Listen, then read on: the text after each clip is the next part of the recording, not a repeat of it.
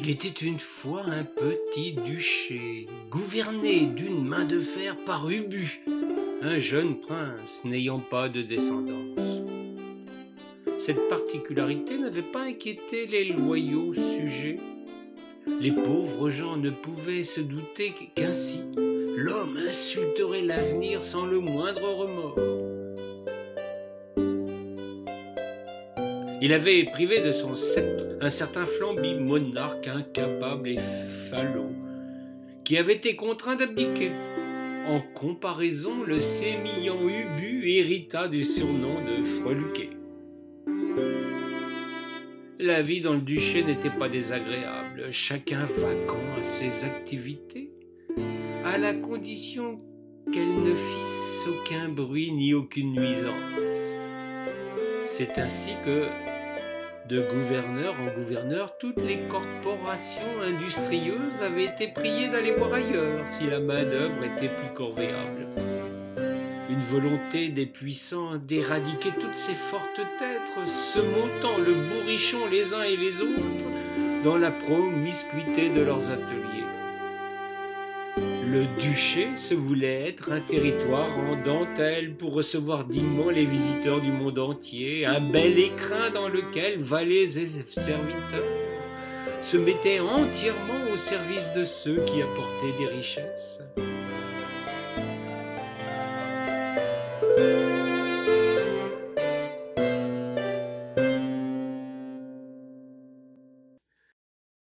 Dans cette belle logique, c'est une armée d'opérettes qui fut mise en place pour agrémenter les manifestations de jolis défilés. Il n'y avait pas plus beaux soldats que ceux de ce duché, un vrai bonheur pour les yeux. Grands chapeaux empanachés, délicates vestes aux dorures étincelantes, petites tuniques saillantes, pantalons rouges vifs et escarpins à boucles dorées. Une canne à pommeau constituait le seul équipement défensif. Naturellement, chaque bataillon disposait d'un orchestre militaire, placé toujours en tête de cortège. C'est alors qu'un conflit se déclara dans une Europe qui se croyait à l'abri de toute velléité de la part de ses voisins. Les frontières de ce duché, qui n'étaient plus gardées depuis fort longtemps, furent, comme le veut la tradition militaire de ce territoire, percées comme dans du beurre. Une fois encore, des hordes ennemies envahissaient les campagnes de l'Est.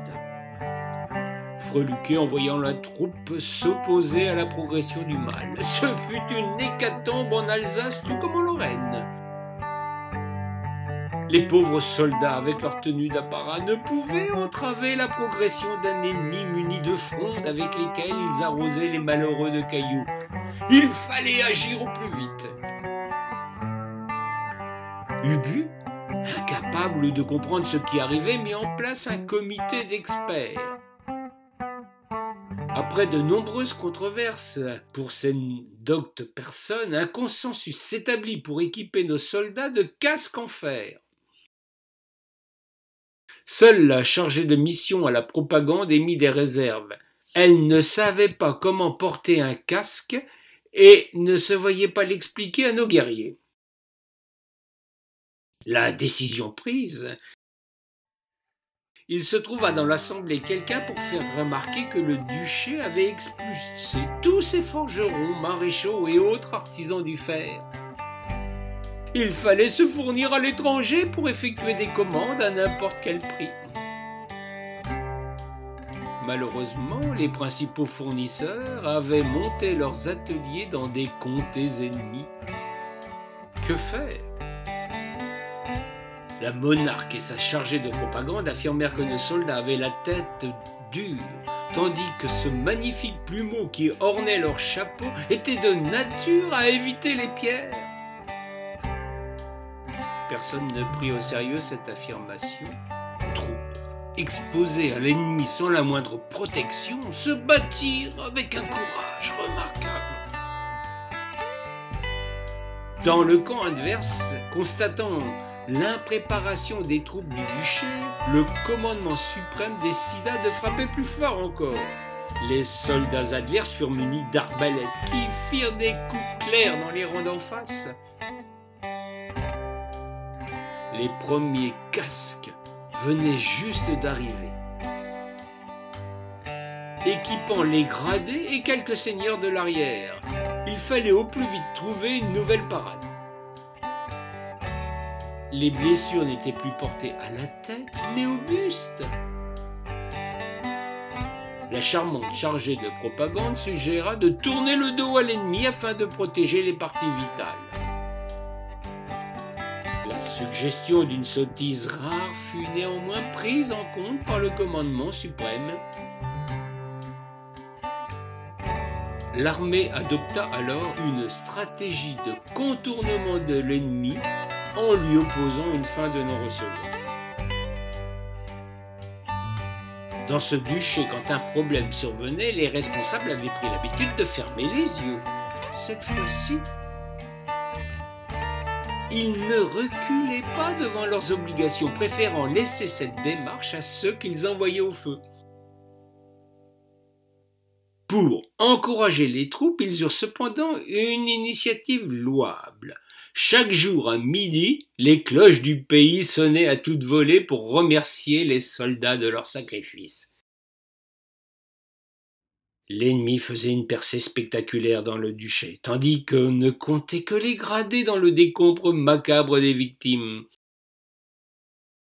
Il fallait désormais envisager une invasion des territoires centraux.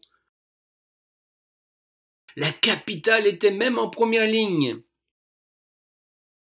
Freluquet, fort de l'avis d'un nouveau comité Théodule, imposa à tous ses sujets de s'enfermer à double tour, portes et volets clos, dans des demeures pour une durée indéterminée. Ainsi, personne ne verrait que le duché était entièrement occupé. On applaudit en haut lieu à cette idée de génie, tandis que quelqu'un dut se charger d'essayer de la faire comprendre à l'attaché de propagande. Le concept lui semblait quelque peu hermétique.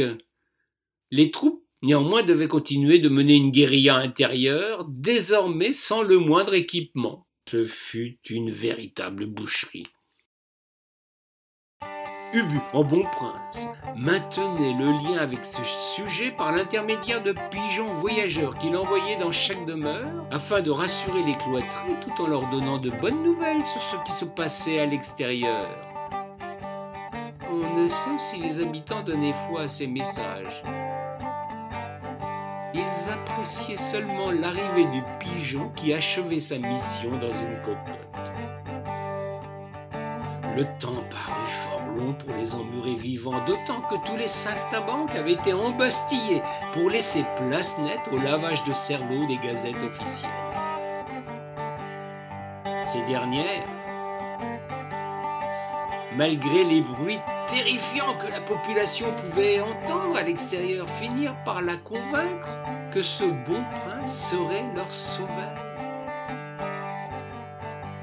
C'était l'unique espoir des désespérés. Les gueux se mirent à l'aduler, à voir en lui celui qui avait fait don de sa personne à la nation menacée par l'ennemi. Il faut bien s'accrocher à une illusion quand tout est perdu ou presque. L'histoire est riche de pareilles réactions. Ce qui se passa alors est encore assez mystérieux. Les soldats cessèrent d'écouter leur chef, se constituèrent en bataillons autonomes qui usèrent de stratégies refusées en haut lieu. Abandonnant la bataille frontale, ils pensèrent couper les réseaux de l'adversaire, menant des actions préventives plus efficaces que ces charges désespérées qui avaient fait tant de dégâts. Des éclaireurs repérèrent des chemins empruntés par les troupes de secours. Ils coupèrent leurs voies de communication. Les historiens appelèrent cette nouvelle façon de mener la guerre le dépistage. Ce fut un vrai succès.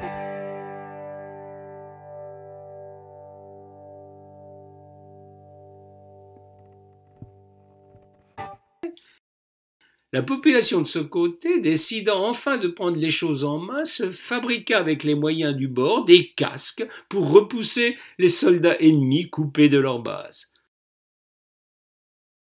Un succès total récompensa cette initiative. La victoire changea de camp. Ce fut une action conjointe des soldats et du peuple qui permit de repousser hors des frontières du duché le terrible envahisseur. Les cloches célébrèrent cette fois à pleine volée la victoire.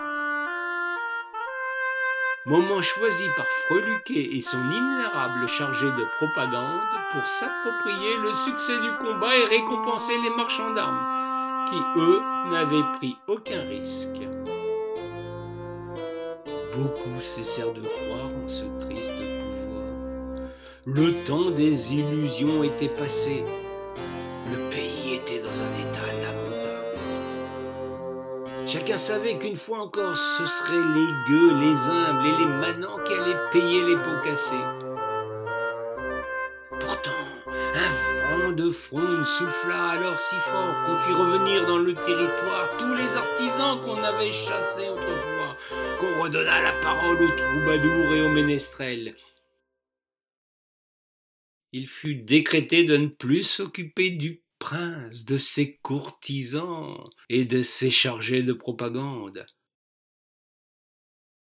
Le duché devenait une petite république autonome ne comptant que sur elle-même pour se nourrir et s'équiper.